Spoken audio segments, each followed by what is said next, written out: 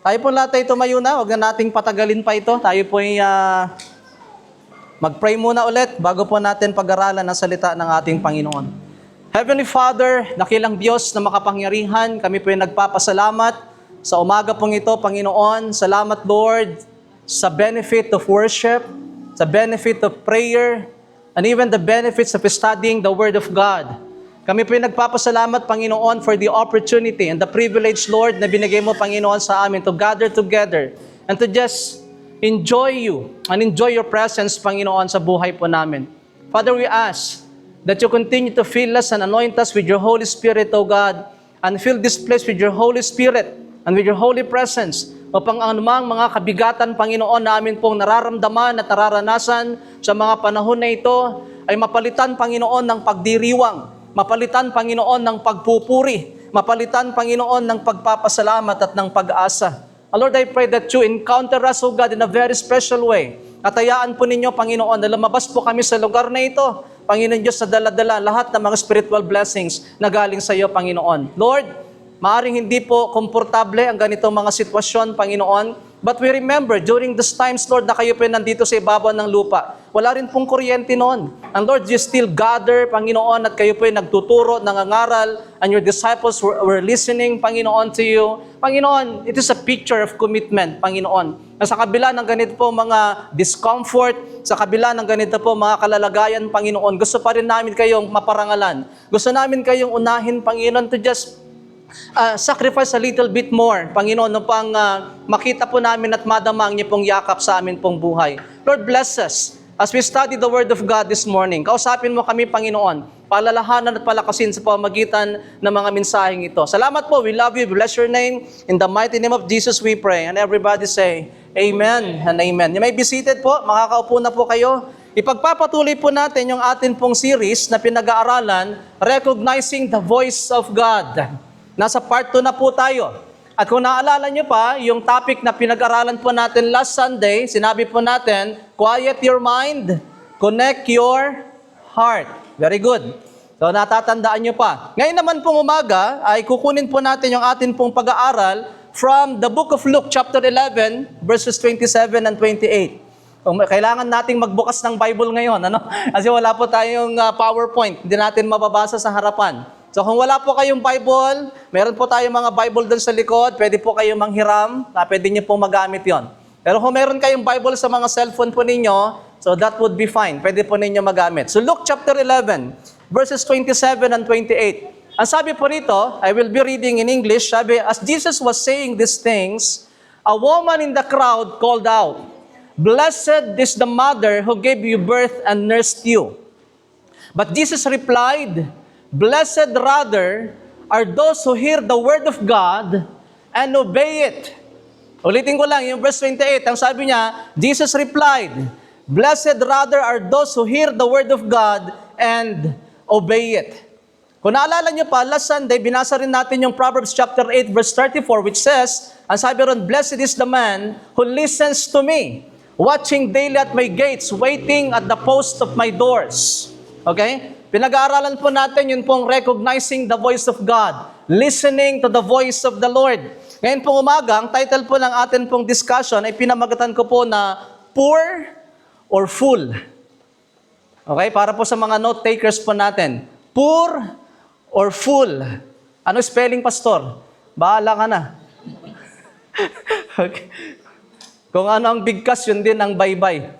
Okay, poor or full, di ba? Yung poor na mahirap, saka yung isa yung full. Yung tayo po ay punong-puno. Bakit ganito yung atin pong topic? Because you may be materially rich but spiritually poor, di ba? Marami po mga Christians nowadays, bagsak yung kanila pong faith at bagsak yung kanila pong spirito. Why? Because people nowadays, we are too concerned sa atin pong physical health. Di ba? We eat healthy, we exercise. Sometimes we get membership sa mga gym. Sino pa yung mga members ng mga gym dito? Yung mga nag-gym. Yung mga nagpupunta kayo sa gym and you have to pay specific amount monthly para kayo ay makakuha ng kanila po mga package. May mga ganon. Ano? Na-try nyo na po ba? Hindi? Sa bahay lang? Okay, that's good. Okay, but we are health conscious tayo. No? Masyado tayong conscious sa atin pong kalusugan. But sometimes, we tend to forget na ang atin pong katawan ay binubuo ng tatlong bahagi. Nabibigyan po natin ng proper much attention yung atin po mga physical bodies, but sometimes we tend to forget that we are a tripartite being. Meron po tayong body, meron po tayong soul, at meron po tayong spirit. And we also need to address that, mga kapatid. Marami po mga espiritu ang malnourished sa mga panahon na ito. Maaring yung kalusugan nila physically malusog, pero yung kanilang espiritu, yung kanilang faith ay nanghihina na. Kumbaga, parang payat na. Ang sabi ng banal na kasulatan in Matthew chapter 4 verse 4, hindi lamang sa tinapay na bubuhay ang tao, kundi sa bawat salitang namumutawi sa bibig ng Diyos. Amen? Okay? Hindi lamang daw tayo nabubuhay sa tinapay. Kailangan may palaman din. No, just kidding. Di ba? Kailangan sa kanin din, di ba? Pero hindi yon. Ang puntos dito, we also live with the Word of God. We need the Word of God. Amen? Kailangan natin ng salita ng Diyos, and as far as Christianity is concerned, we cannot and we will never survive this world. Yun po mga challenges ng mundong ito. Okay? Kapag wala ang salita ng atin pong Panginoon. Hindi ka magsusurvive, I'm telling you. Hindi natin kakayanin without the Word of God. Ito pong si David, ang sabi niya ganyan, na-acknowledge niya po yun, nakilala po niya yun. Kaya nga sabi niya, doon sa Psalm chapter 119 verse 11, part ng atin pong scripture reading sana kanina, kaya lang di po natuloy. Pero ang sabi ron, I will hide each word in my heart that I might not sin against you. Sabi po ni David, para ako ay mag-survive, para hindi ako malugmok sa kasalanan, sabi ni David, sabi niya, I will have to hide each word in my heart. Yung mga salita mo, Panginoon, kailangan ay mamalagi sa aking puso. Sa Tagalog, iingatan ko yung salita mo, Panginoon, sa puso ko upang hindi ako magkasala laban sa iyo kailanman. And yet, David sinned against God. Amen? Nagkasala pa rin si David sa Panginoon. Ano naging kasalanan niya? Adultery, murder, yun yung naging kasalanan ni David. Sa kabila, lalong-lalo na. Kapag hindi natin iingatan yung salita ng Panginoon sa atin po mga puso, chances are, magkakasala tayo sa Diyos at magkakasala. And that is on a daily basis. Araw-araw ng buhay po natin. So we need the Word of God. Kasi ang sabi ng Biblia, marami po mga representations ng Bible, ang Word of God sa banal na kasulatan. Sinasabi na ang Biblia daw ay salamin. Di ba? Every time we read the Bible, nakikita po natin yung atin pong sarili. Ang sabi din sa Jeremiah, ang salita daw ng Diyos ay pamukpok. Kapag matigas ang ulo natin, pinupukpok tayo. Tama? Di ba? Nakukonvict. We are being convicted by the Word of God. Nagkakaroon tayo ng point of transformation sa buhay po natin. Teka lang, kailangan ko palang magbago. Salungat pala yun sa kalooban na sa salita ng ating Panginoon. Now, tingnan po natin. There are 3 points that I'd like to share with you this morning. Sa Joshua chapter 1 verse 8, kung meron kayong Biblia, buksan po natin yon. Ang sabi doon sa Joshua chapter 1 verse 8, sabi rito, the book of the law shall not depart from your mouth, but you shall meditate on it day and night, so that you may be careful to do according to all that is written in it. For then, sabi rito, you will make your way prosperous and then you will have success. Okay? Number 1 na puntos na sinabi po rito, sa writer po ng Joshua, ang sabi rito, the book of the law shall not depart from your mouth. Okay? Sapagkat nung panahon na yon, by context, yun pong scripture na kanilang nababasa during this time, ay yun lang pong Torah, yun pong Pentateuch. Yun pong first 5 books ng Old Testament written by Moses. Yun lang po yung kanilang nababasa. Okay? Kaya nga ang sabi rito, the book of the law, tawag doon ay book of law, books of law. Yun pong Torah na yun. At yun po yung kanilang parang fundamentals, yun po yung kanilang basis of living, yun po yung kanila pong sinusunod, yun po yung kanila pong guidelines, yun po yung kanilang panuntunan everyday na sila po yung nabubuhay. Yun pong Torah na yun. And you know what? Napakapalad po natin. Alam niyo kung bakit? Kasi sila noon, mayroon silang 5 books na binabasa. Consistently and intentionally. Okay? Ngayon, how many books do we have? 62? Di ba? Mga SGC graduates, ilan ang libro sa lumang tipan, sa bagong tipan? Now we have 66 books from Genesis to Revelation. Di ba? So in other words, talagang mas advantage sa atin yon kasi mas marami tayong pagkukuhanan ng mga pamantayan sa buhay. Di ba? At kung intentionally babasahin natin ang banal na kasulatan, we will never go wrong. Hindi po tayo mamamali sa buhay. Alam mo, sabi ko nga, ang principle ko dati, sa totoo lang, hindi natin kailangan ng mga batas-batas na ginagawa ng tao ngayon, di ba? Hindi natin kailangan ng constitution and bylaws and all of that. Hindi natin kailangan yon. Kung ang buong mundo lang susunod sa salita ng Diyos, walang problema. Hindi natin kailangan ng batas. Kaya lang, ang mga constitutions natin, ang government all over the world, ay gumagawa ng batas. You know why? Kasi hindi po tayo sumusunod sa sinasabi ng Biblia. Di ba? So kailangan mong specify, kailangan mong bigyan ngayon ng ngipin, yun pong batas upang sa ganon, by force, sumunod ang mamamayan. Okay? Pero sabi rito, ang paalala ng panahon ni Joshua, sabi rito, the book of the law shall not depart from your mouth. Which led me to this point. Ano yung number 1 point? Respond with the word of God. Pag sinabi natin, sabi rito, the book of the law shall not depart from your mouth. Sa Tagalog kasi sabi dyan, basahin lagi. Di ba? Nakalagay sa Tagalog Bible po ninyo. Pero sa original kasi, sabi ron, shall not depart from your mouth. Huwag niyong hahayaan na yung salita ng Panginoon mawala sa mga bibig ninyo. In other words, always respond with the word of God, not with your emotions or intellect. Okay? Kasi sa panahon na ito, ang napapansin po natin, many people nowadays, they respond with their what? Emotions. Di ba? Kapag galit ang tao ngayon, pinapakita niya talaga. Di lang niya pinapakita, pinopost pa niya. Tama po ba ako? Mali kayo? Di ba? Ipopost pa niya yan. Lalo na kapag may mga hugot lines, ganyan. Tapos ang mangyari dyan, ilalab ng kanya mga, di ba? Yung mga kasama niyang nagmaster, yung Marites, di ba? Alam niyo bang kurso yan ngayon? Master of Arts in Relaying Information Through Exaggerated Storytelling. Marites. Nagets nyo? Di ba? Magsasama-sama na yung mga yan. Ay, kawawa ka naman. Tama yung ginawa mo. Tama yung sinabi mo. Ganyan talaga. O, di ba? So, tayo na mga Kristiyano, we respond differently. How? Paano? We respond with the Word of God. Amen? Kaya nga sabi ng Biblia, the book of the law shall not depart from your mouth.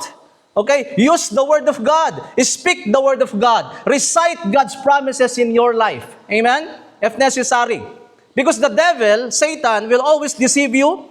He will throw lies to you. He will accuse you, di ba? Hindi ka mabuting tao, hindi ka magaling, di ba? Makasalanan ka, masama kang tao. Kaya sabi ng Biblia, si Satan, accuser of the brethren. Amen? Lagi kanyang i-accuse. Hindi ka mabuting anak, matigas ang ulo mo, pasaway ka, hindi ka na magbabago, kanyan ka na lang, kastamon. Kung ano yung Satanas, niya? Hindi ho ba? So he will accuse you. Diba? He will make you suffer. He will make you sick. He will discourage you. He will disappoint you. Yan ang gagawin niya. He will put you in troubles. Kaya napakahalaga, alam natin, Bible natin. Bakit, Pastor? Kasi yung verse na alam mo, ang panlaban mo kay Satanas. Do you get the point?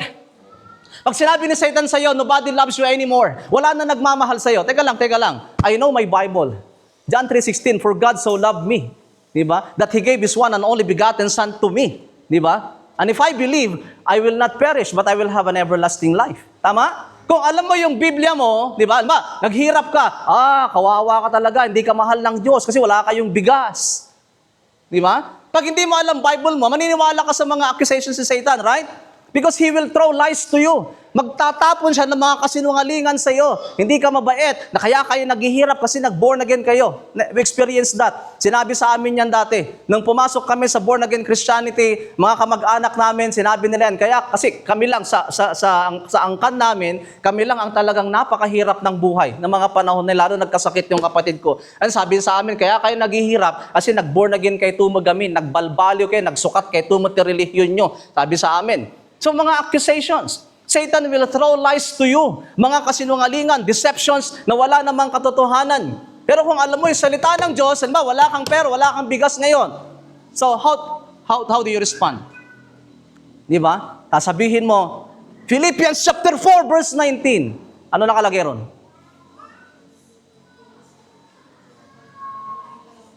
Ha? O, tignan nyo na. Ano nakalagay, Mamase? Pag naririnig ko si Mamase eh. Di ba? And He shall supply all your needs, sabi ron, according to His riches in glory through Christ Jesus our Lord. Amen? Tingnan niyo ang problema. Kung hindi niyo alam yung verse na yon, nga ka kay Satanas. O sabi ko sa iyo eh, di ba? Hirap ng buhay mo eh. Pero kung alam mo yung verse na yon, and God, and my God, will supply all my needs. Some of your needs? No. Ang sabi ng Biblia, all of your needs. According, hindi from, kundi sabi, according to His riches in glory. In other words, dadaluyan ka ng pagpapala at biyaya ng Panginoon. How do you like that? Amen? Para matipid ang amen nyo ngayon. Wala na ang kuryente, lakasan nyo naman. Okay, so, hindi ho ba? Kung alam mo, may sakit ka, mamamatay ka na. Di ba? Anong panlaban mo kay Satanas? Exodus chapter 15 verse 26. Si Yahweh ang aking dakilang manggagamot. Amen? Kung alam mo yung mga verses na yon, meron kang panlaban, meron kang pantapat kay Satanas sa mga kasinungalingan, sa mga deception, at sa mga accusation niya. Di ba? Because if truth be told, mga kapatid, we cannot cross over this life na wala po mga conflicts. Do you agree? Salita mo isang tanglaw na sa akin ay patnubay, liwanag na tumatanglaw sa landas kong daraanan. Kanino po tayo kumukuha ng instructions sa buhay lately? Di ba? Whose voice do you listen to lately? Kanino po tayo nakikinig? Ito po mga nakaraan. Sa barkada? Sa tropa? Hindi ba? Kung ano yung in demand? Sa tarot card? Sa feng shui? Yan po yung mga naniniwala sa tarot card, naniniwala sa feng shui. Sino po yung naniniwala sa horoscope? Ha? Pare, anong zodiac sign mo? Sabi niya ganon, tumor. Ay, sabi niya kasi ako, cancer. Sabi niya ganon. Ikaw, ano sa'yo? Sabi niya ganon. Tumor. Sabi niya, ano tumor? Meron ba nun? Hindi. Sabi niya, nagbibiro lang ako. Ulcer talaga. You see? Hindi niya alam, di ba? Naniniwala siya sa horoscope, pero hindi niya alam kung ano ibig sabihin nun. At marami sa atin, minsan kahit Christian na, nagre-rely pa rin, nagdidepende pa rin sa horoscope. Okay? Sa totoo lang, mga kapatid, hindi kayo dapat nagbabasa ng ganyan. Kasi po, pwede po kayong maligaw, pwedeng masira ang buhay ninyo, di ba? Yayaman ka sa araw na ito. Your lucky number is number 7. Di ba? Kaya lahat ng 7, tinitignan mo, lahat ng number 7 na jersey, di ba, na damit, number 7 na, ano pa, yung number 7 na isda, ganyan. Pabili pong 7, Nay. Dagdagan ko na, wag. 7 lang talaga ang kailangan ko. Mga ganon, di ba? Kasi lucky number mo, number 7 eh. Hanap ka ng t-shirt na may nakalagay na number 7, ganyan. Nakakita ka ng itlugan ng gagamba, tinitignan mo, number 7, tatayaan mo ngayon sa wedding. O sa small time lottery. Ganyan. No, we don't live by that. Amen? Hindi po yun ang buhay po natin. Hindi po tayo nakadepende sa swerte, sa zodiac sign, sa horoscope or whatever. Hindi rin po tayo nakadepende sa hula. Amen ho? Sa totoo lang, ang astrology at ang Christianity ay magkalaban sa banal na kasulatan. Hindi nyo po alam. Kasi astrology po yan yung horoscope, zodiac sign, astrology ho yan. Yung binabasa yun po mga bituin sa langit, ganyan, astrology ho ang tawag dyan. At yan po ay, sabi sa Biblia, magkalaban yung dalawa na yan. Kaya hindi po kayo dapat nagbabasa ng mga ganyan, di ba? Mamimit mo ngayong araw na ito ang lalaking makakasama mo habang buhay. Patay na, di ba? Paano kung yung mga nakasalubong mo, pangit? Sabi na iba sa akin, ba't sinasabi mo may pangit? Meron naman talaga. Hindi pa kayo naniniwala? Sabi po ng Bible, lahat nilikha ng Diyos na maganda at kahanga-hanga. Oo nga, prior to yung entrance ng sin sa buhay po natin. Pero ngayon, because of sin, marami ng mga pangit sa paligid po natin ngayon. Di ba? Reality ng buhay. Hindi ba? Ngayon, pag nakadepende yung buhay natin sa gano'n, kaya sabihin, pag may dumaan na pusang itim, huwag ka nang tumuloy. Diba? Guided by mga, minsan, pamahiin. Marami tayong mga pamahiin sa buhay. Mga pinaniniwalaan hanggang sa panahon na ito. Diba? Do you still listen to them, mga kapatid? Naniniwala pa ba kayo roon? May nangungutang ng bigas hating gabi, hindi nyo binigyan dahil masama maglabas ng bigas sa gabi? Hindi na nga siya kumain ng how many days, tapos hindi mo binigyan. Tapos ang dumi-dumi ng bahay mo, hindi ka nakapagwawalis na. Diba? Bakit? Sa gabi, dahil gabi ka lang nandun, ang dumi na. Huwag daw magwawalis paggabi kasi lalabas ang swerte. Hindi mo nilabas, punong-puno na ng dumi yung bahay mo, alikabok, minalas ka ngayon. Nagkasakit ka ngayon. Huwag kayong maniniwala sa swerte, malas yun. Amen? Hindi po, we don't listen to them. As far as Christianity is concerned, hindi po yun yung buhay po natin. Sabi ka, hindi ka magtatanim ng mais dahil bungi ka. May kantang ganyan eh. Sabi kay Pedro ng mahal niyang lola, sabi pang ganon, na kung mag-aasawa, sana'y iwasan niya. Babaeng may nunal sa ilalim ng mata, dahil mamamatay daw ng maaga. Tingnan nyo? Sabi pa, huwag kang magtatanim ng mais kahit konti, dahil pag sumapit na oras ng tagani, ang aanihin daw ay mais na bungi. Kaya bungi siya, lakay sikan, bungalak ni. Baka yung anihin natin, bungi lahat. You see, tayo na mga Pilipino, we still listen, marami sa atin, even Christians, they still listen sa mga bagay na ganoon. Not anymore. Amen? Kasi tayo ngayon, ang guide natin, ang compass ng buhay natin is the Word of God. Salita ng ating Panginoon, hindi hula. Hindi yung sinabi ni Madam Auring, buti na lang, namatay na sila eh. Pero may mga pumalit. Di ba? Pinaniniwalaan pa rin hanggang sa mga panahon na ito. So yung mga hula, tawas, ganon. Naku, maniwala kayo sa akin. Lahat ng yan ay mga tool ng dyablo, ng demonyo para ilayo tayo sa Diyos. Okay, magpapahula. Okay, magpapabasa ng mga palad ninyo, ng mga guhit ng palad. Di ba? Pag ang guhit ng palad mo daw, letter M, yayaman ka. E di mayaman na sana ako ngayon. Kasi parehong palad ko, letter M nakalagay. Hello? Hindi po yun totoo. Bakit tinitingnan niyo palad niyo ngayon? Letter M pa diba? Hindi po yun totoo. Kahit letter M pa yan, kung tamad ka, hindi ka yayaman. Hello? Amen? Amen? Di ba? Ay, maniniwala dyan. We don't listen to them anymore. We are Christians. At ang buhay po natin nakasalig sa Panginoon. It is dependent on God. Amen po? Huwag sa mga tawas. Huwag sa mga pinatulong kandila sa tubig, ganyan. Sa mga pinatayong posporo, sa ibabaw ng munggo. Naku, grabe sabi ko kasi, kukwento ko lahat. Dami namin experience sa tawas. Lahat yata ng mananawas dito sa Bataan, Olongapo, Sambales, hanggang sa La Union, Baguio, na-meet na namin. Totoo, nung nagkasakit yung kapatid ko, napuntaan namin lahat yan. Kaya nakita ko, may mga mananawas, iba-iba ang paraan ng paggagamot. Mga albularyo, may mga dibulong, dilaway, diplema, disipon, diubo. Ang dami-dami. Hindi ko na maintindihan. Di naman gumaling yung kapatid ko. Pinaglolo ko lang nila mga tao. Hindi ba? Hindi po yung totoo. At kung totoo man yon, ginagamit ng demonyo yon para ilayo ka sa tunay at totoong pananampalataya sa atin pong Panginoon. Amen? So we need to listen to the Word of God. So whose voice are you listening to today? Saan po kayo, kaninong boses po ang pinapakinggan po ninyo? Di ba? Sa mga ganyan, superior influences, hindi ho ba? Sa social media, ang mga kabataan ngayon, ang buhay po nila dependent na sa social media. Lagi nakaganyan sa cellphone, di ba?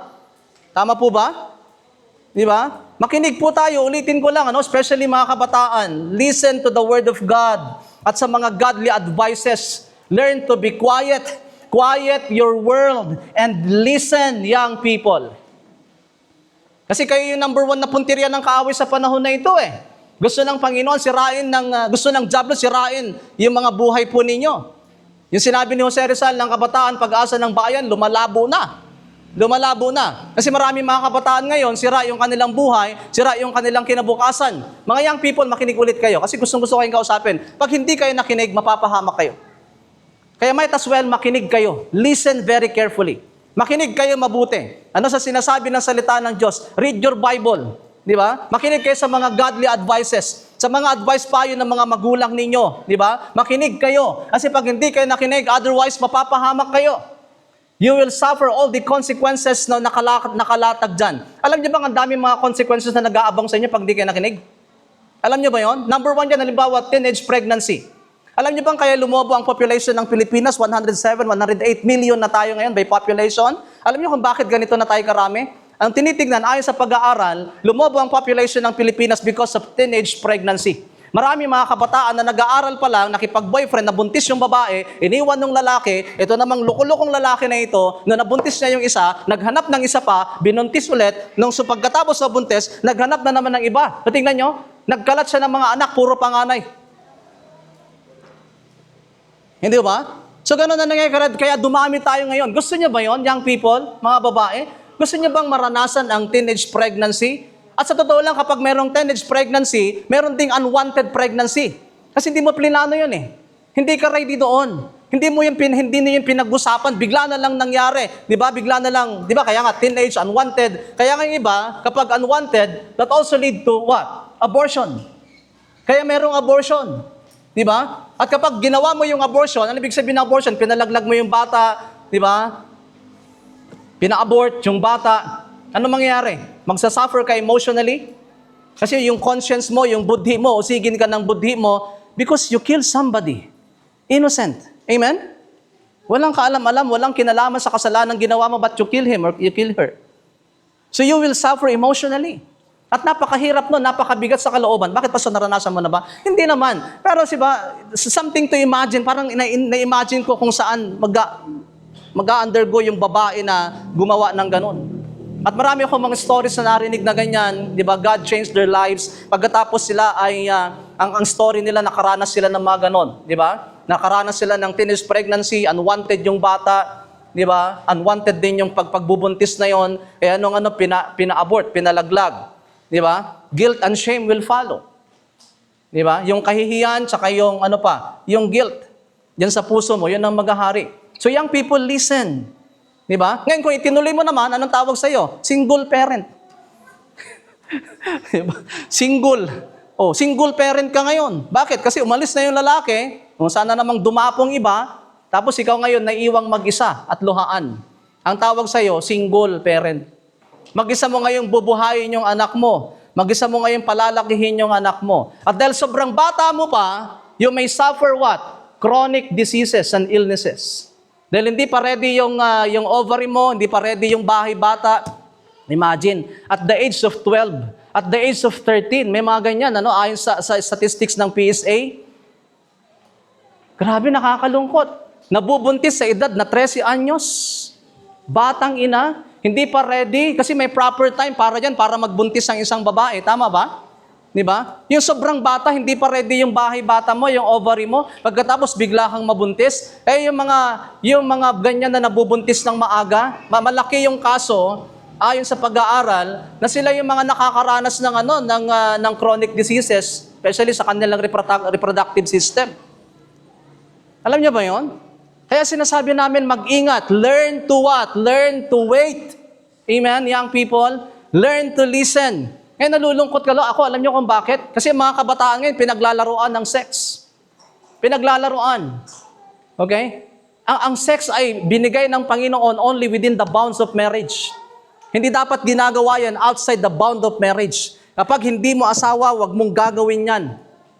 Okay? Premarital sex is a sin. Ang pagtatalik outside the bound of marriage is a sin. Isang kasalanan sa Panginoon. Kasi siguraduhin natin, as much as possible, mag-ingat po tayo. Chronic diseases, HIV and AIDS.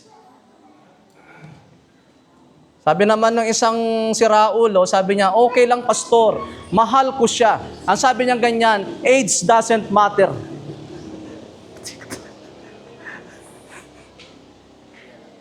Di ba? Kapag nagkaroon ka ng ganyan, hindi ka nagagaling. Alam niyo ba yon? Human immunovirus. Di ba? Kapag nagkaroon ka ng ganitong sakit, lifetime na ang paggagamot. Kaya mag-iingat kayo, mga young people. Di ba? Learn to wait. Broken family relationship. Di ba? Nabuntis ka, nag-aaral ka pa lang, high school ka pa lang, nabuntis ka, uwi ka ngayon, Ma. Ano? Ma. Buntit ako. Okay, anong mangyayari? Broken family relationship. Alam ka naman sabihin ng nanay mo, talaga? Salamat, anak! Magkakapo na ako. Ganun ba kaagad? Siyempre, acceptance process yun. Kaumpisa talagang magagalit sa'yo yan. Naku, sasabunutan ka pa yan. Ingungud-ngud ka pa yan sa semento. Diba? Bakit ka nagpabuntis? Nag-aaral ka pa lang. Alam mo ba ang hirap namin ng papa mo para mapag-aral ka? Diba? Mga best actress sa mga nanay, pag ganyan mga moment na. Alam niyo ba yon? Tapos talagang iyak talaga yan. Ilang araw kang hindi kakausapin, hindi lalaban damit mo, hindi kayo pagluluto ng pagkain. Ganyan yan. Diba? Kaya broken family relationship, ang daming consequences, so learn to wait and learn to listen. Gusto niyo bang maranasan ito? Siyempre hindi. Di ba? Parent, may parent na nagtanong sa akin. Sabi niya, Pastor, anong gagawin ko? Halimbawa, yung anak ko na babae, biglang umuwi sa bahay. Tapos sabi niya sa akin, buntis ako ma. Anong gagawin ko, Pastor? Itatakwil ko ba siya? Sabi niya gano'n sa akin nung nanay. Itatakwil ko po ba siya, Pastor? Sabi niya gano'n. Sasaktan ko po ba siya, Pastor? Yun ang tanong nung nanay. Magagalit po ba ako, Pastor? Yun ang tanong niya sa akin. Alam mo, sabi ko sa kanya, magagalit? Oo. Pero itatakwil, sasaktan, wag. Parents, makinig kayo sa akin, ano? This may happen to you. And God forbid. Sana wag namang ipahintulot ng Panginoon. Pero itong bagay na ito po pwedeng mangyari sa kahit sino sa atin. Kasi ako may dalawang anak din ako na babae. Di ba? At hindi ko ma-imagine na pag nangyari yung araw na yan, so wag namang ipahintulot ng Panginoon. Di ba? Wag namang kaya God forbid. Mag-pray tayo mabuti that God protects our children. Amen? Ingatan ng Diyos yung mga anak natin. Kasi masakit na katotohanan yon. Ngayon, anong mangyayari? For example, kapag umuwi siya gano'n ng balita, anong gagawin mo bilang nanay, bilang tatay? Gugulpihin mo siya? Sasaktan mo siya? Itatakwil mo siya? Lumayas ka sa bahay na ito! Wala akong anak na katulad mo! Mga best actress talaga yun. Okay? Ganito ang gawin ninyo. Magagalit ka, oo. Alam ka naman matutuwa ka, nabuntis, nag-aaral pa. Di ba? Multitasking. Hindi ka siyempre matutuwa. Magagalit ka siyempre. Pero wag mo siyang itatakwil. Amen? After nung galit mo, ang payo ko sa ito, pinapayo namin sa family counseling. Ano? Ang payo namin ganito.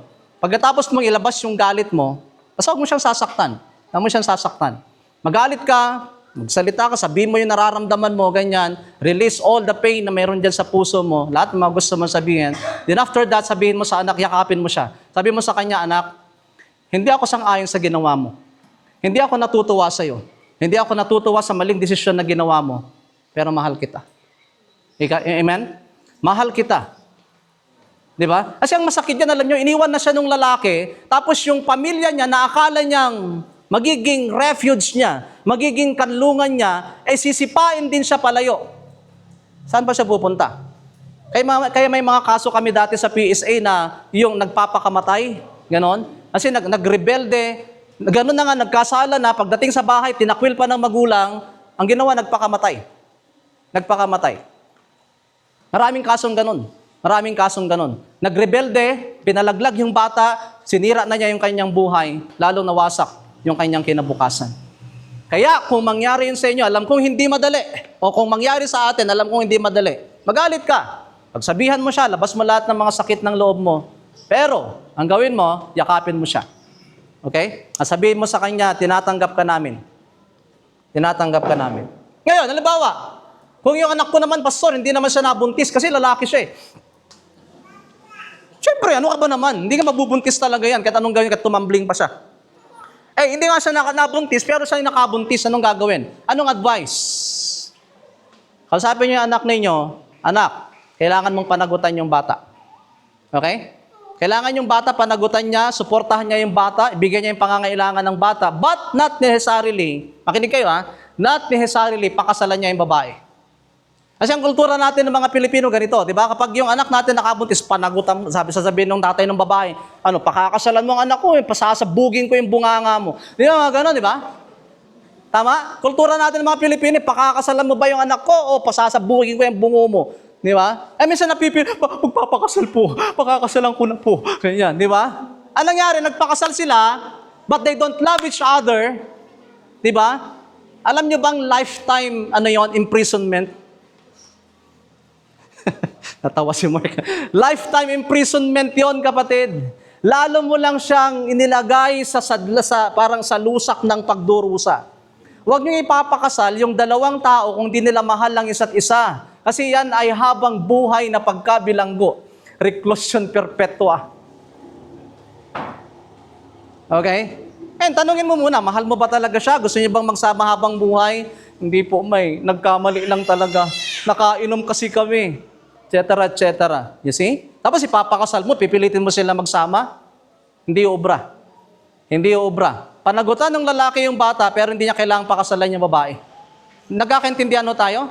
Kung ayaw niya mapahamak yung anak niyo, lalong masadlak sa pagdurusa, sa kahirapan. Siguro, iba sa inyo, hindi nag-agree. Kailangan niyang pakasalan, pastor. Bahala ka sa buhay mo. O yun ang gusto mo mangyari. Pero sinasabi ko na sa iyo, if they don't love each other, hindi dapat sila kasalin. Okay? Nagkakunawaan tayo? Kung mahal talaga nilang isa't isa at nagkamali sila, ipakasal mo sila, pwede yun.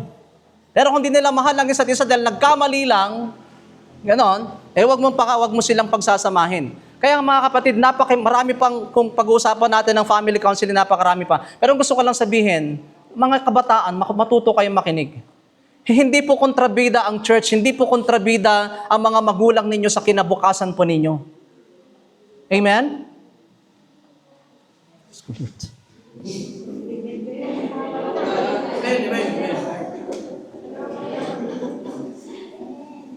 Parang nagagalit na sila. Last Sunday pa sila galit sa akin. No, hindi kami kontrabida sa buhay niyo. Kontrabida naman ni pastor. Ang saya-saya kayang umibig. Ang taong umiibig, kulay asul ang paligid. Parang, wala ka na makita, puro kulay blue na lahat, ganon. Wala ka na nakikitang pangit. Lahat na nakikita mo, di ba, pag kumakain ka, nakikita mo yung mukha niya sa sabaw.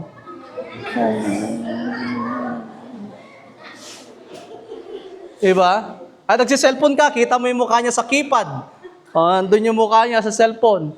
Kasi wala ka na inisip kundi siya. Diba? Buong gabi, napapanaginipan mo siya.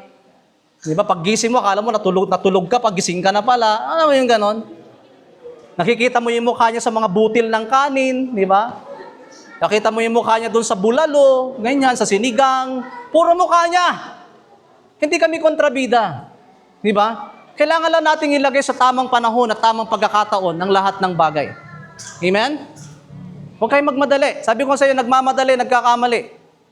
Kaya pag kinilig kayo, makinig kayo. Kasi iba, pag kinilig, di na nakikinig. Bahala na, pastor. Bahala na. Kay sira-sira. Whatever will be, will be. Ganon talagang mangyayari sa iyo pag di ka nakinig. So let us listen to the Word of God. Di ba?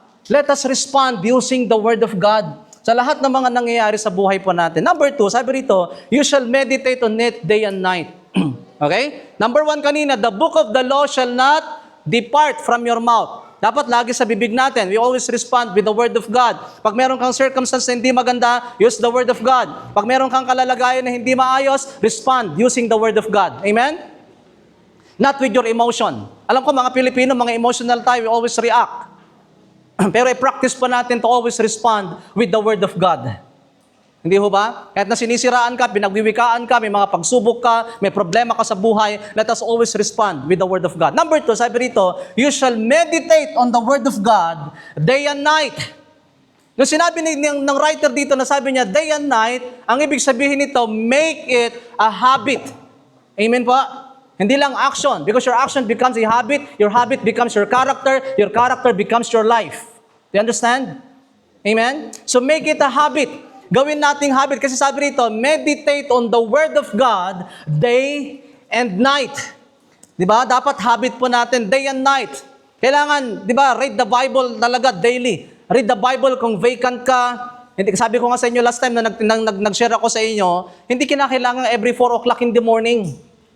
Hindi kinakailangan, di ba, legalistic tayo na kailangan tuwing alas 4 na madaling araw, pastor, yung aking devotion, di ba, quiet time. Kung magawa mo yon, okay, di ba, congratulations, di ba, God bless you. Pero kung hindi mo kayang gawin yon, wag ka maging legalistic na, wag ka rin parang nagigilty ka na hindi ako nakapagbasa ng Word of God alas 4 na madaling araw. Di 4:30, di ba pwedeng 4:30?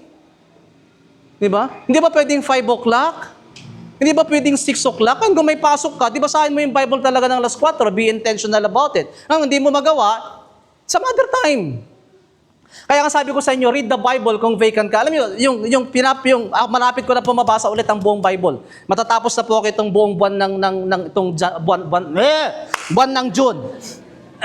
Okay? Matatapos na. Kasi yung ginagawa ko, halimbawa, ni-start ko yung sasakyan ko.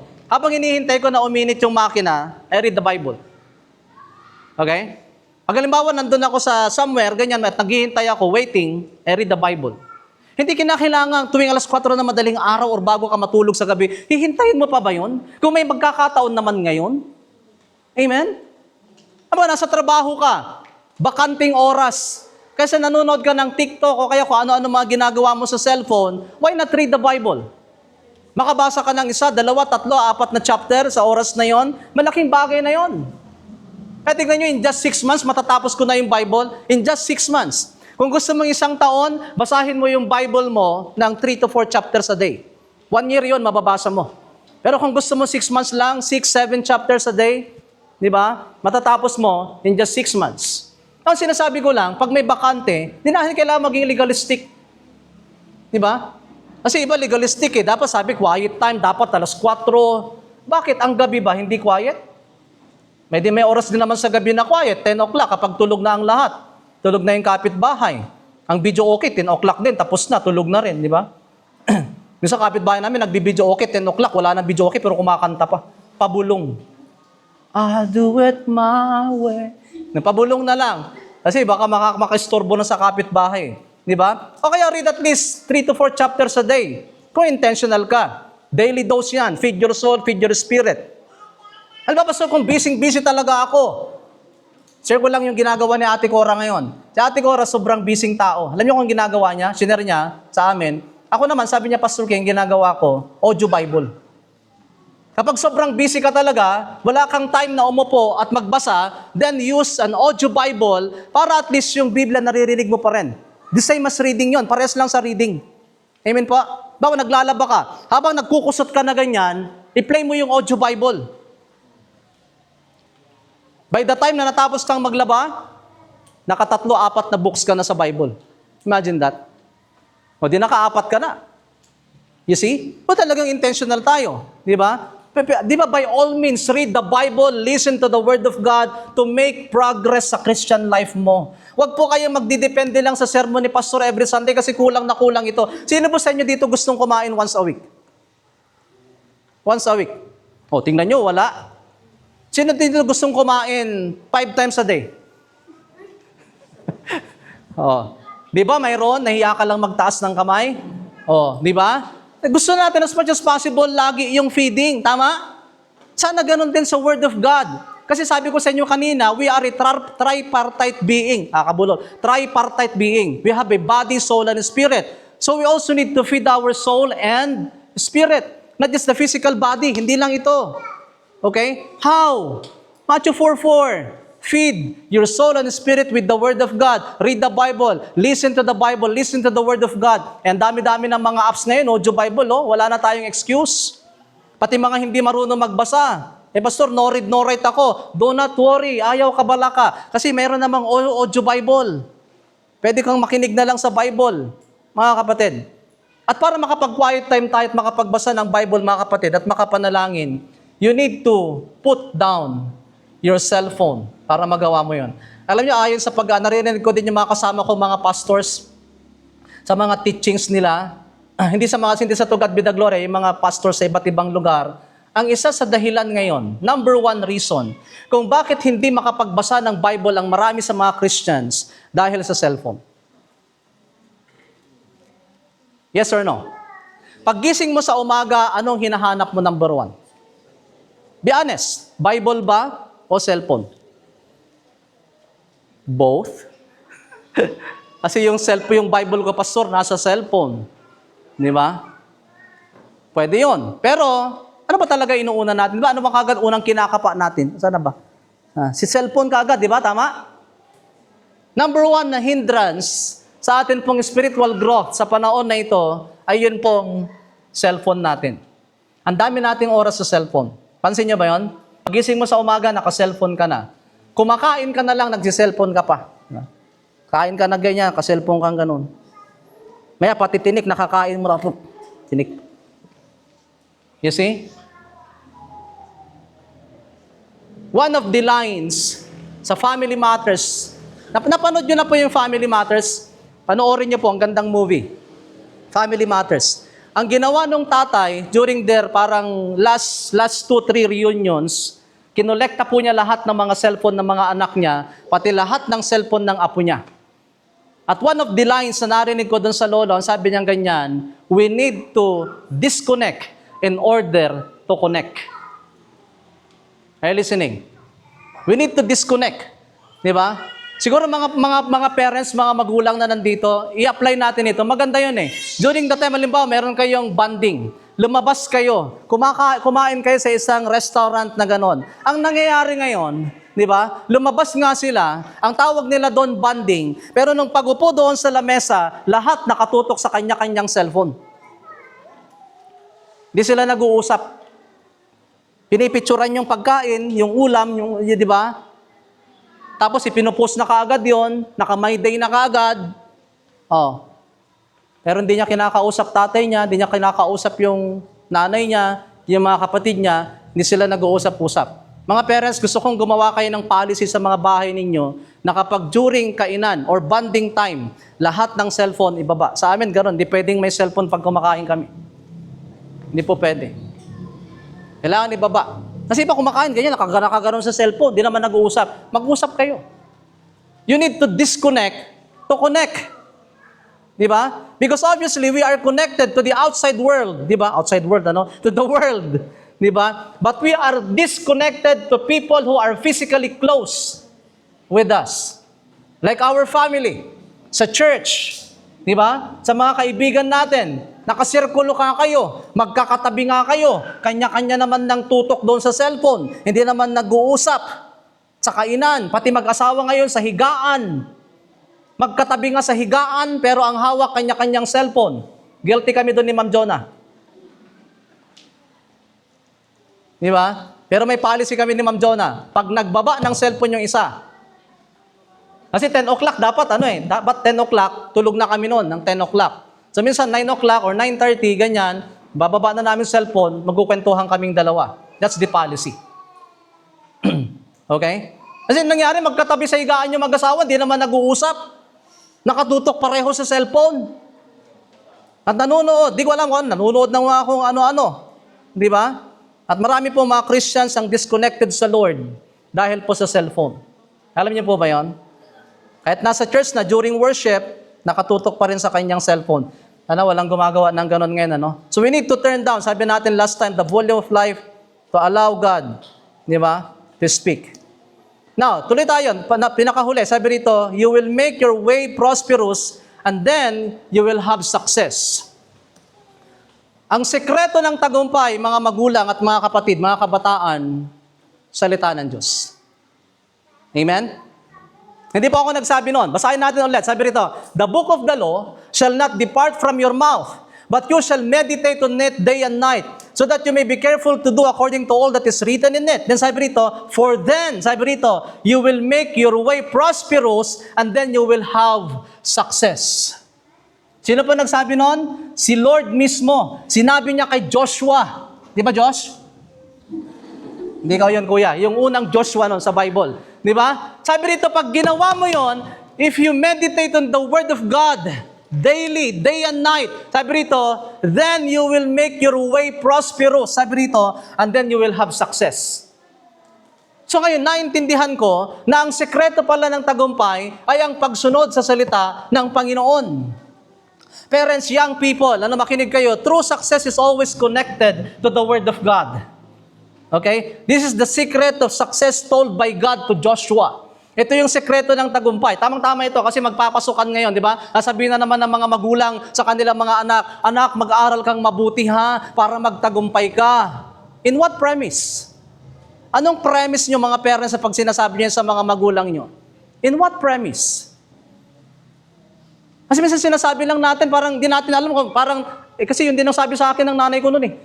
Mag-aaral mabuti para magtagumpay. Tapos ipinapasok mo lang sa anak mo without any knowledge and understanding doon sa concept nung sinasabi mo. Nagaya mo lang kasi, mag-aaral mabuti para magtagumpay. Walang sinabi sa Bible na ganun. Ang sabi sa Bible, meditate on the Word of God day and night. Then sabi rito, you will have your way prosperous and you will have success. Ang sekreto ng tagumpay ay ang salita ng Panginoon, pagsunod sa Diyos. Ngayon, kung may nagtanong sa akin one time na kabataan, sabi niya, Pastor, noon, matagal na, sabi niya, para sa iyo, Pastor, ano po ang definition ng tagumpay? Kasi ang dami-dami mga definition ng tagumpay. Pag nakamit mo na daw yung pangarap mo, nakatapos ka na ng pag-aaral, meron ka na magandang trabaho, meron ka ng sasakyan, di ba? Meron ka ng ipon sa bangko, yun yung success para sa marami. Nung tinanong ako nung kabataan, sabi niya, Pastor, what is success for you?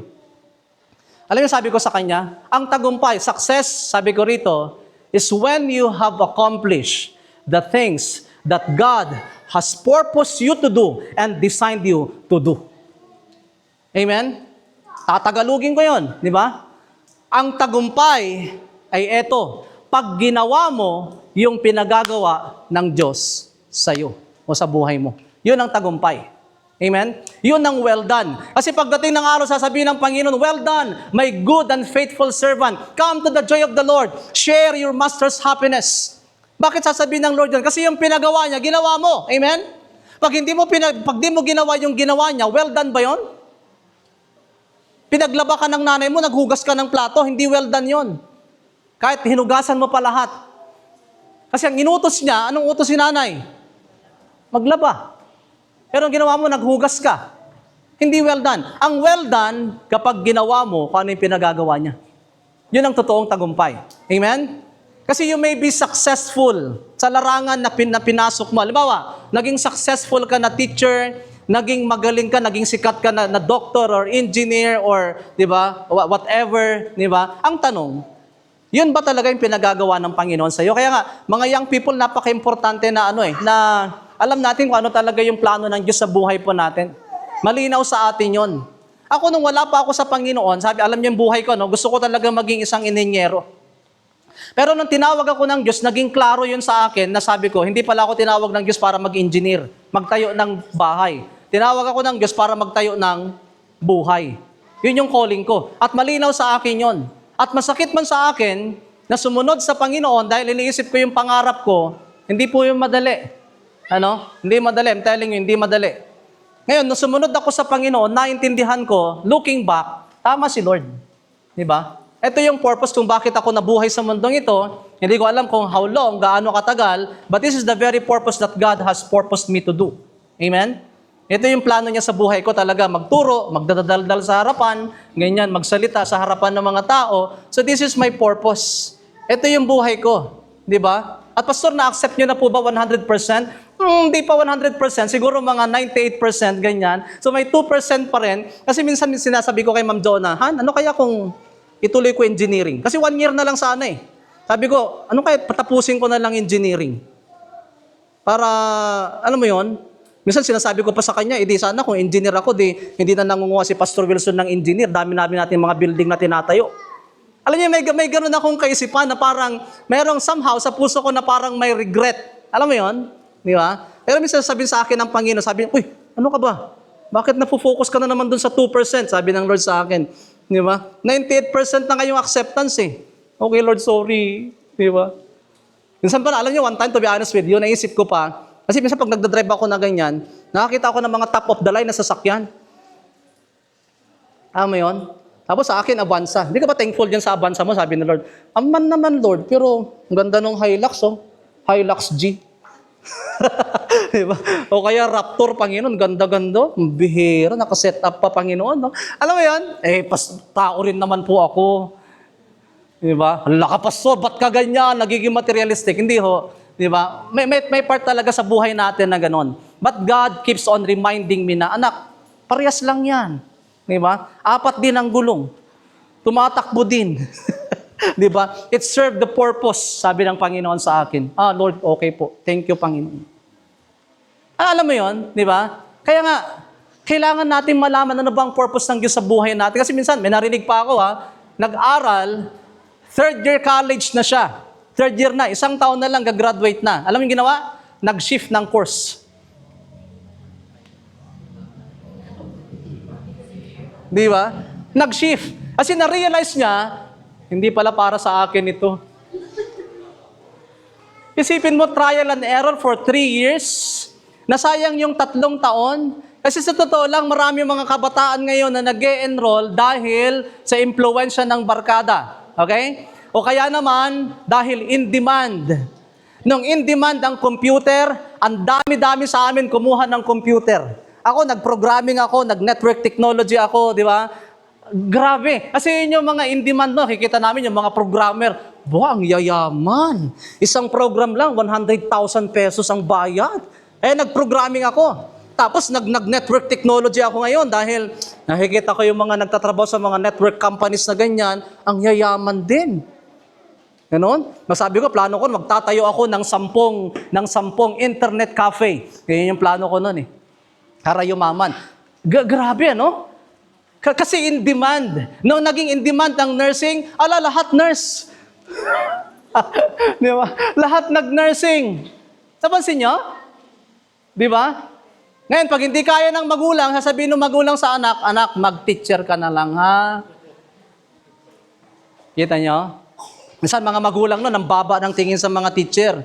Yung mga kapatid, engineer, doktor, ganyan, abogado. Tapos, anak, wala na tayong budget, naubos na kinakuya mo, mag-teacher ka na lang. Hawawa naman. Kaya kapilitan, kahit ayaw niya ng teacher, di ba? Nag-teacher. Maraming ganon. Di ba? Di ba? Kaya nga, ano ba talagang plano ng Diyos? Ano ba talagang plano ng Panginoon? Nung bata si Japet, sinasabi niya sa amin, Pa, gusto kong pumasok sa flying school, aviation, magpipiloto. Hindi namin binabawalin, sabi namin sa kanya, anak, kung yan ang kalooban ng Panginoon, then God will provide. God will provide. 4 years ago, kinukuha siya sa Amerika, hindi kami pumayag ni mama niya, may magpapaaral sana sa kanya. Kasi masyado pang bata. Ayun, hindi namin kayang mawalay sa kanya.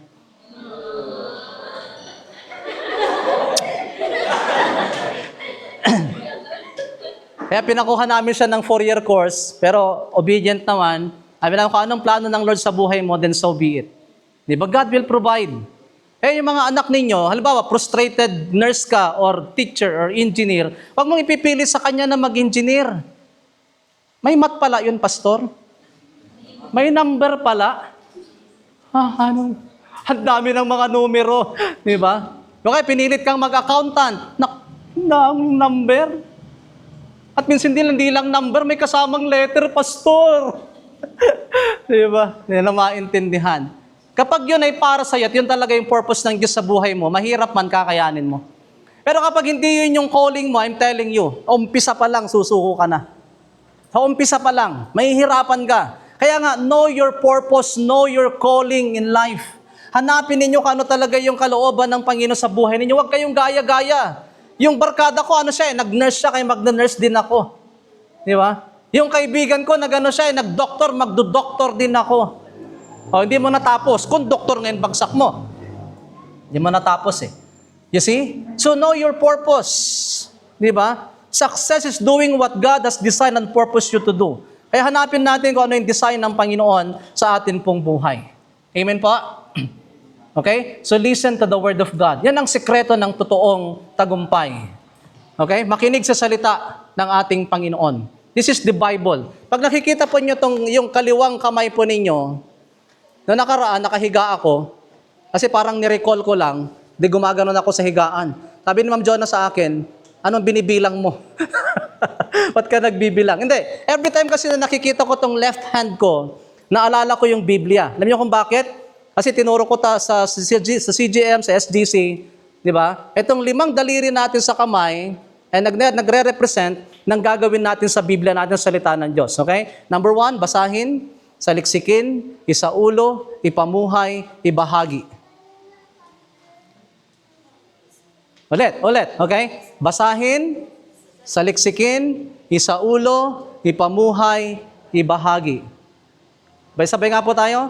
Basahin, saliksikin, isaulo, ipamuhay, ibahagi. Basahin, saliksikin, isaulo, ipamuhay, ibahagi. Okay? So, ganun po ang gawin natin sa Biblia. Basahin, saliksikin, isaulo, ipamuhay, ibahagi po natin ang salita ng atin pong Panginoon. Ginawa ding acronym yan, yung Bible, Basic Instructions Before Leaving Earth. Bible. Amen? Basahin natin ang salita ng Diyos. Tanong ko lang, What is your favorite verse? Kasi minsan laging tinatanong sa atin, what is your favorite food? Adobo! Sinigang! Munggo! Pero ang tanong ko ngayon, what is your favorite verse? Sige nga, tatanungin ko mula dito kay Ma'am Mase hanggang dito kay Josh.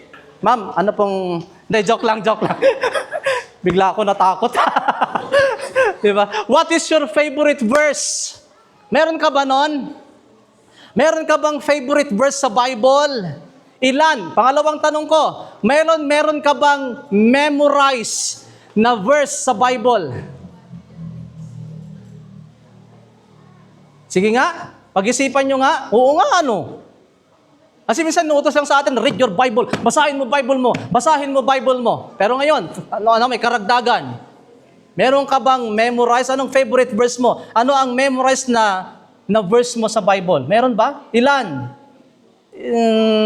Dalawa? Pag sinabi niyang dalawa, isa lang yun. Okay. Kasi hindi siya sigurado eh. Ano yun? Tinatanong mo ako, sinasagot mo ako. Sabi niya, dalawa? Ibig sabihin nun, isa lang. Ilan? Tatlo? Dalawa lang yun. Kasi hindi siya sigurado eh. Ilan ang memorize mo na verse sa Bible? Meron ka ba? O kaya ganito, tanong ko rin, meron ka bang life verse? Sino po sa inyo dito merong life verse? Ma'am Prida? Sino pa? Sino pa yung mga may life verse dito? Yung parang favorite verse mo sa Bible na anumang nangyayari sa buhay mo, yun yung verse talaga, yun yung verse na binabalik-balikan mo, parang doon umiikot ang buhay mo. Halimbawa, Jeremiah chapter 29 verse 11, For I know the plans I have for you, plans to prosper you and not to harm you, plans to give you hope and a future. Di ba? Yung iba, maraming Christian yun ang kanilang life verse. Ang aking life verse, mga kapatid, sa Gawa chapter 20 verse 24, Subalit walang halaga sa akin ang aking buhay. Yun na yun, Pastor. Hindi, may karugtong pa yun. Magampanan ko lamang at matapos ang gawaing ibinigay sa akin ni Kristo, ang pagpapahayag ng mabuting balita patungkol sa kagandahang loob ng Diyos. Yun ang aking life verse. Walang halaga sa akin ang aking buhay. Kahit magmukha akong pangit, magmukha akong lusyang, magmukha akong mahirap, kawawa, it doesn't matter to me. Ang mahalaga sa akin, magampanan ko yung tungkulin at matapos yung gawain na binigay sa akin ng Panginoon. Kahit magkasakit ako, kahit mahirapan ako, hindi importante sa akin yun. Minsan merong parang kapatid dati na sa ibang church, tinitreat ako na parang napaka-espesyal. Yung Pastor, dito pa kayo upo. Di ba? Kasi lagyan pa ng una yung upuan ko na ganun. Ay, nakakahiya ako. Kasi iba, mga monoblock upuan nila, tapos yung upuan ko, yung kinuha yung upuan sa bahay nila. Alam mo yung upuan sa kitchen, yung merong foam, okay? Tapos may unan, di ba? Pastor, dito po kayo. Hiyang-hiya na ako. Pagkatapos nung kakain na ganyan, yung pagkain ko ang dami. Di ba? May adobo, may igado, di ba? May chicken mechado, ang dami. Tapos sinitignan ko yung mga katabi ko, munggo, pritong isda. Hala. Parang hindi ako komportable. Alam mo yon? Sabi ko sa kanya, Nay, pwede po bang gusto ko pong sumama sa kanila? Di ba? Kasi parang ang hirap-hirap na parang tinitreat ka as special. Ayaw ko po yun. Gusto ko po mas kasama yung mga, kung ano, nakaupo sila sa lapag. Gusto ko, doon din ako nakaupo. Di ba? Hindi importante sa akin yung aking itsura. Alam niyo po bang hindi po ako physical, ano tawag doon? Yung conscious sa panlabas. Alam mo tawag doon, Ma'am Dilay? Ha? Oo. Yun na yun. Sorry hindi ko maalala yung term eh. Kasi dami-dami, conscious sa sarili. Parang pag tumayo sa harapan, parang, diba? Tinitignan na ganyan, di ba? Sabi sa akin, Pastor, pawis na pawis ka na. Okay lang. Di ba? It doesn't matter to me. Di ba? Minsan pag-uwi ko galing sa misyon, sabi ni Ma'am Jonah sa akin, nakangisit kan lakay. Bye-bye Di ba? Wala akong pakialam dyan, mangitim ako, magkakurad, di ba? Ay, wala yan sa akin. Hindi ako masyadong sa katawan. Hayaan mo na yan, importante magawa ko yung balik tayo. Anong life verse mo? Mark, anong life verse mo, Mark? Ha? Matthew 6:33. Seek ye first thou the kingdom of God. Okay Ikaw, Japet, anak, anong life verse mo? Jeremiah 29:11. Sino dito ang life verse ay Jeremiah 29:11? Taas ang kamay. Oh, ang dami nyo. Okay? That's good. Okay? Sino sa inyo dito ang life verse ay Acts chapter 1, nagpakamatay si Judas? Wala. Okay. Praise the Lord. Wala. Kasi humayo ka't ganun din gawin mo. So, may life verse tayo. Okay? Alam niyo, napaka-importante ho niyan. Don't just read the Bible. Memorize the scripture. Amen? Ganito ang gawin. Alam niyo, habang tinatype ko ito kagabi, pina-finalize ko itong sermon, bigla ko tuloy naisip, ganito gawin natin. Sa December, magpa-memorize tayo at magpa-recite. Sa lahat. Sa mga bata, kabataan, pati nanay, pati matatanda. Esther Landa, kasama kayo, no? Pati si nanay ko rin. Paramihan ng verse na may recite. Oo. Unahin nyo yung mga may igsi. Diba? Unahin nyo. John 11:35. Jesus wept. Tumangis si Jesus. John 10:30. Ako at ang Ama ay iisa. May igsi yung mga yon. Nakadalawa ka na ngayon. Diba? So, tapos yung pinakamaraming may sasaulo na verse sa December, bibigyan natin ng malaking premyo. Hindi lang premyo malaking premyo. Okay? Sa mga bata, sa mga kabataan, tsaka sa mga hindi na bata.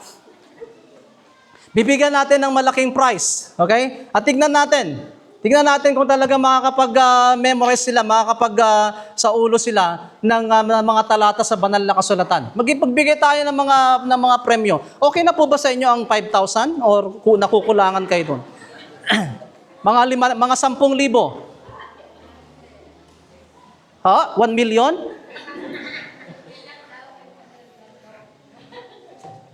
So hindi, gagawin pa natin ito. Tapos yung mga ipapalaro natin, ganito rin, pati sa COM, natin as much as possible, yung mga ipalaro natin, yung mga biblical, yung mga based on the Word of God, yung mga laro, di ba? Bible drill, Bible telephone, mga ganon, yung mga galing sa Biblia. Hindi kung ano-ano mga laro na, diba, kung ano mga nakikita. Okay naman yun, kasi na-enjoy ng mga bata. Pero haluan nyo ng mga laro na, ano bang laro, Ma'am Delay? Pinapalaro nyo na, tapos mga gumaganon-ganon. Ha? Samson Delilah. May mga ganon pa. Abagay, nasa Bible din naman yon. Pero magpalaro tayo ng mga galing talaga sa Biblia, sa banal na kasulatan. Okay? Yan, sino dito sa inyo ang saulo ang Genesis hanggang Pahayag? Yung books of the Bible. Dapat magre-recite po si Angel ngayon. Si Angel. I-recite po niya yung Genesis to Revelation. Kaya lang, wala pong kuryente. Hindi nyo maririnig yung boses niya. Tapos next Sunday na lang siguro, total series naman ito. Kasi siya, sa ulo niya, yung Genesis to Revelation. Yung pagkakasunod-sunod. Kasi sinakausap ko siya kagabi. Sabi ko, anak, bukas, mag-recite ka. Tapos, sabi sa akin, sige na nga, bibigyan kitang pera, may ice cream pa. Yay! Sabi niya. Tapos ang sunod na tanong, magkano? Tatanungin pa, magkano? Parang sigurista tong bata na ito, nagmana sa papa, no?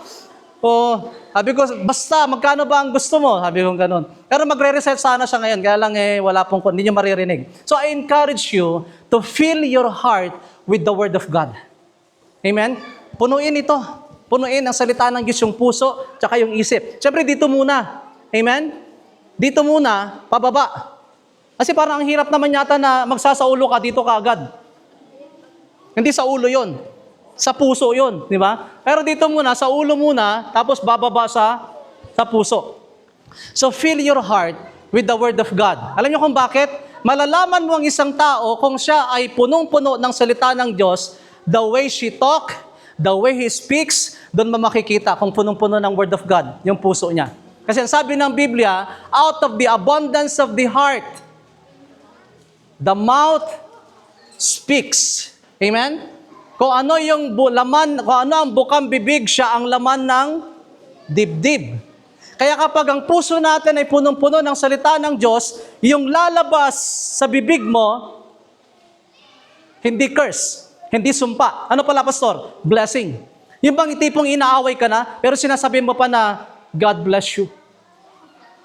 God loves you. Nasubukan niyo na po yun? Yung tipong inaaway ka na, kinakarati ka na, dinidimanda ka na, pinapabarangay ka na, tapos sinasabi mo pa, mahal ka ng Panginoon. Naranasan namin ni na Ma'am Jonah yan. Dinimanda kami sa barangay, wala kaming kasalanan. Alam mo? Gustong-gusto kong pagbayarin yung nagdemanda sa akin eh. Libel. Kasi minura-mura kami dyan sa baba, minura kami dun sa taas. Eh, hindi naman po ako common tao dito sa Balaybay, pastor ako dito sa community. Pwede ko siyang pagbayarin ng milyon. Pero alam niyo, lahat ng mga nagpayo sa akin, mga pastor dito sa Pilipinas, nag-message din ako sa mga pastor na kaibigan natin sa US, ibang bansa. Alam niyo, isang sinabi nila sa akin, alam niyo sinabi, love your neighbor. Gusto ko nang sakalin, pero sabi, love your neighbor. Okay. Kaya binasa ko tuloy, Matthew chapter 22, di ba? Lord, sorry. Di ba? Okay po, okay. Di ba? So love your neighbor. Out of the abundance of the heart, the mouth speaks. Lumalabas sa bibig ng isang tao kapag yung puso niya ay puno ng salita ng Diyos. Kaya fill your heart and your mind with the Word of God. Amen? Magbasa po tayo palagi. Eh ngayon, tanong, poor or full?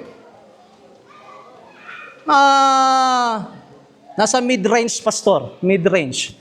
Nasa gitna. Hindi naman poor, pero hindi rin full. Ganon, yung kalalagayan ng iba. At least papunta ka na. You're making progress. Okay? Kaya sinasabi ko lang, continue to fill your heart with the Word of God. Kapag yung mga galit natin, yung sama ng loob, yung hinanakit na nandyan sa puso natin, mawawala yan. Maniwala kayo sa akin. Kapag ang puso natin punong-puno ng salita ng Diyos, lahat yung mga galit, puot, tampo, hinanakit sa puso natin, unforgiveness, lahat yan mawawala. Kasi mapapalitan yan ng Word of God. Believe me, naranasan ko yan. Naranasan ko yan. Nung pinuno ko yung puso ko ng salita ng Diyos, napatawad ko yung nanay ko. Kasi for the longest time, galit ako sa nanay ko. Alam mo bakit? Pinamigay niya ako eh. Galit ako sa kanya. Pero nung pinuno ko yung puso ko ng salita ng Diyos, natutunan kong magpatawad. Kahit hindi humingi ng tawad yung nanay ko, sabi ko sa kanya, Lord, pinapatawad ko na po siya. You see? Pero hanggat ang puso natin, wala ang salita ng Diyos, ang titira dyan, galit, puot, hinanakit, tampo, sama ng loob, kawalan ng pagpapatawad. Kaya importante yung salita ng Panginoon. Let us listen to the Word of God. Amen?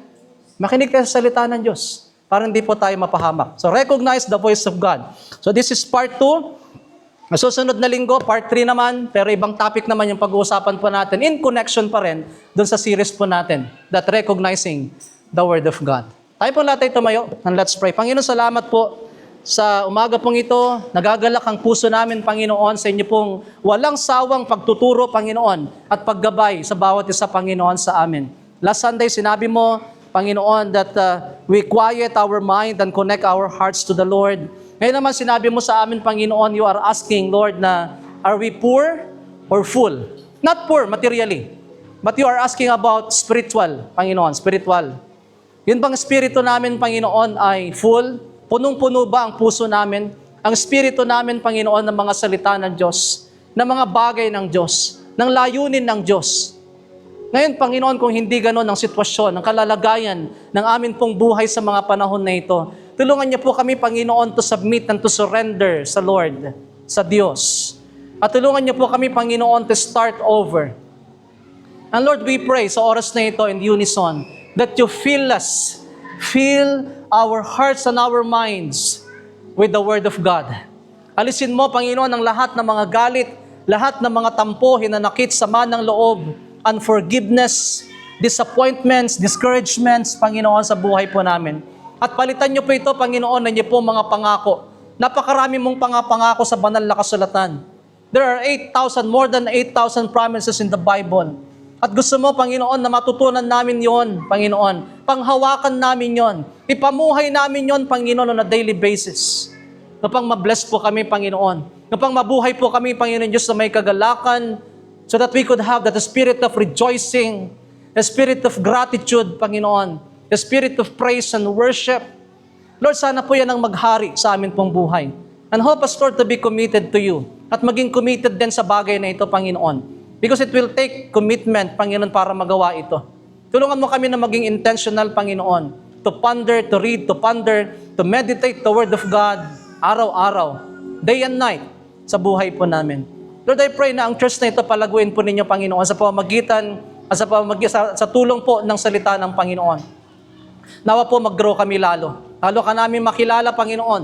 Kapang sa ganon, sa lahat ng mga deceptions and all the lies and accusations from the enemy, ay magtagumpay po kami, Panginoon. Lahat ng mga battles and struggles, Panginoon, ay kayang-kaya po naming malagpasan. Ama, hindi po namin to kaya na wala ka. At tulungan niyo po kami, Panginoon Diyos, sa patuloy na makinig, Panginoon, sa iyo. Help us, O God, to tune down the noise of the world upang marinig po namin kayo, Panginoon. Gusto namin marinig yung boses mo. Open our eyes, open our ears, O God, para marinig ka. Panginoon, salamat po. I-bless mo ang mga anak mong ito na tumanggap ng mga mensaheng ito. Patuloy mo silang palaguin sa kanilang pananampalataya. And whatever they're going through right now, in the name of Jesus, I pray, na tulungan mo sila, Panginoon. Tulungan mo sila na makalagpas. Tulungan mo sila na mapagtagumpayan ng mga pagsubok ng kanilang buhay. At mapatunayan po nila, Panginoon, na ikaw ang Diyos na kumikilos sa buhay po nila, Panginoon. Marami pong salamat. We thank you. Salamat sa pagtuturo mo. Salamat sa pagmamahal mo, Panginoon, sa amin. Salamat, Lord, sa mga message na ito. Ingatan mo ito sa amin pong puso. Huwag niyo pong ipapahintulot na ito po nakawin ng kaaway, Panginoon. Salamat po. To God be the glory. Sa iyo po namin ibinabalik ang pinakamataas na papuri at karangalan. Sa pangalan ni Jesus, at lahat ay sumagot ng Amen and Amen. Palakpakan po natin si Lord. Marami pong salamat at pagpalain po kayo ng Panginoon. Magandang umaga po sa inyong lahat.